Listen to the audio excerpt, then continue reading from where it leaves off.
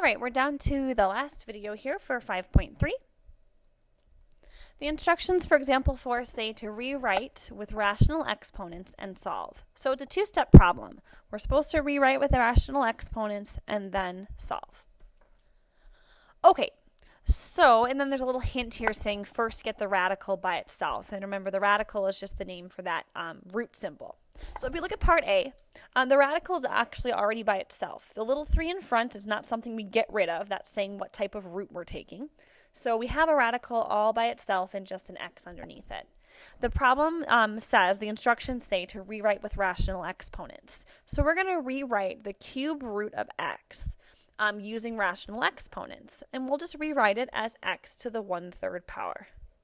The 3 comes from right there, the type of root we're taking. The 1 comes from the power that's actually on that x, even though we don't write it, equals 12. And now this turns into a type of problem that we just looked at the beginning of class. If we have x to the 1/3 power and we want to get x by itself and get rid of the 1/3 power, what we can do is raise both sides to the reciprocal of 1/3, which is 3.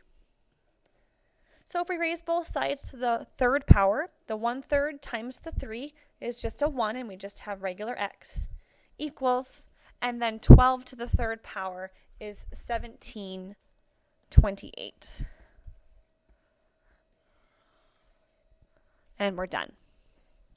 Let's look at B and C.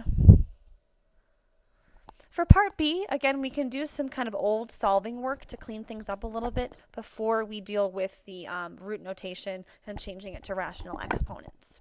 So we can go ahead and subtract 5 on both sides. This is just old solving.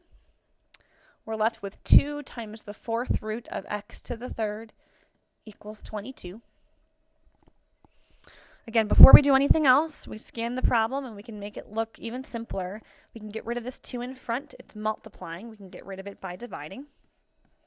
And now we're left with the 4th root of x to the 3rd equals 11. At this point, now that the radical is by itself, we can rewrite that radical using rational exponents. X raised to the numerator of the fraction is the power on the x. The denominator of the fraction is the type of root we're taking. So x to the 3/4 power equals 11. To undo raising to the 3/4 power, we just raise both sides to the 4/3 power. 3/4 times 4/3 cancels right out. We get 1. X to the 1st is just x.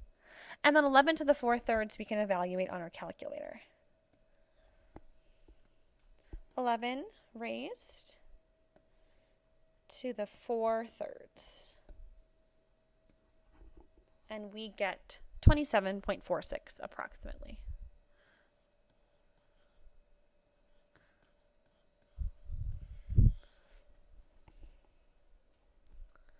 Oops, I miswrote that. Sorry, not 27.46, 24.46. Let me double check on the calculator. Yeah, 24.46. Sorry about that. Finally, part C. Part C is showing you that alternate notation, a little bit slightly different. The power of 11 is around everything here in parentheses rather than just being on the A. But remember, if you look back to the previous side of your notes, we can still rewrite this using a rational exponent. And we'd rewrite it as, oops, sorry about that. We'll rewrite it as A raised to the 11/7. So again, the denominator of the fractions, the type of root we're taking. The numerator is either the power that's right on the A or the power that applies to the whole radical. Equals 21. We raise both sides to the reciprocal, 7/11.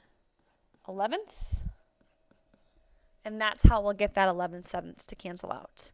11/7 times 7/11 equals 1. So we just have A to the 1st, or A. And then we can use our calculator to evaluate 21 raised to the 7/11 power. And we get about 6.94. About 6.94.